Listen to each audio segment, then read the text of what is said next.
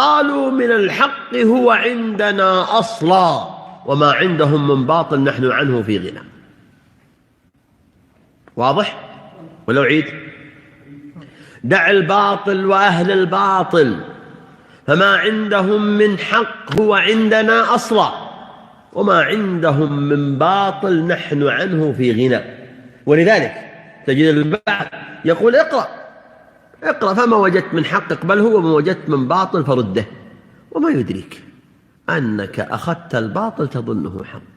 ما هي دلالات معرفة الحق من الباطل عندك؟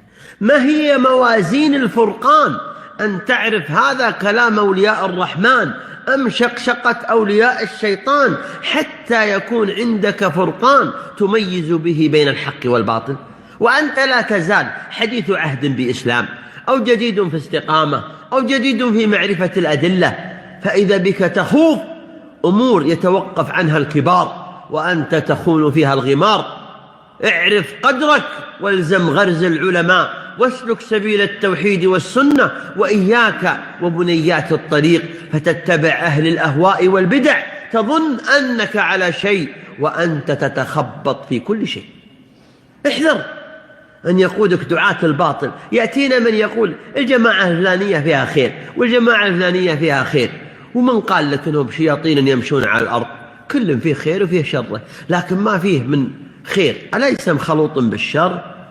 إذن عليك بما فيه خير محض ودع منك الشر كله، كل الشر اتركه. أنت الآن تمارس في دنياك ما تنتقي فيه الخير وتترك الشر. لو ذهبت الآن تبي تشتري لك شيء، برتقال، تفاح، طماط من السوق، وباعك راعي الصندوق، وش بتقول له؟ عطني ولا بتنقى؟ ولا جاك الصندوق خربان، وش بتقول له؟ شيل الخربانة وخل الصاحية. ولا أنت بتنقى الزين وتخلي الشيء. هذا لبطنك. ما أنت ماخذ الصندوق بعلاته وتقول لما أني جيت البيت برمي الخربان وباخذ الزين، صح ولا لا؟ هذا لبطنك. ومن فعل هذا في الناس من غشنا فليس منا. هذا في البر والطحين، فكيف من يغش الناس في الدين؟ هذا في البر والطحين قال النبي من غشنا فليس منا.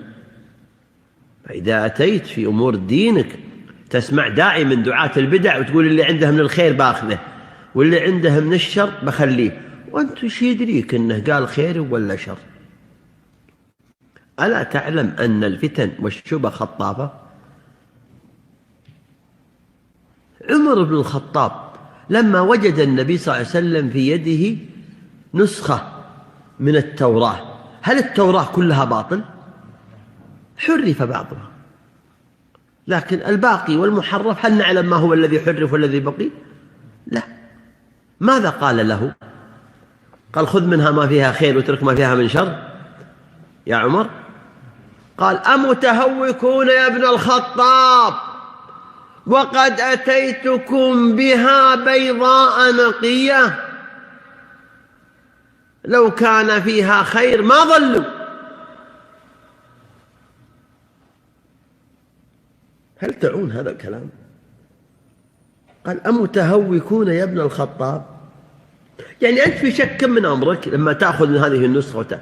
ولذلك قال أهل العلم يقال في كتب أهل البدع كما قال النبي في نصحه لابن الخطاب: عليك بكتب السنة وأهل السنة، ارجع للبخاري، ارجع لمسلم، ارجع لدواوين العلماء المعروفين، واترك من قيل فيه وقد قيل.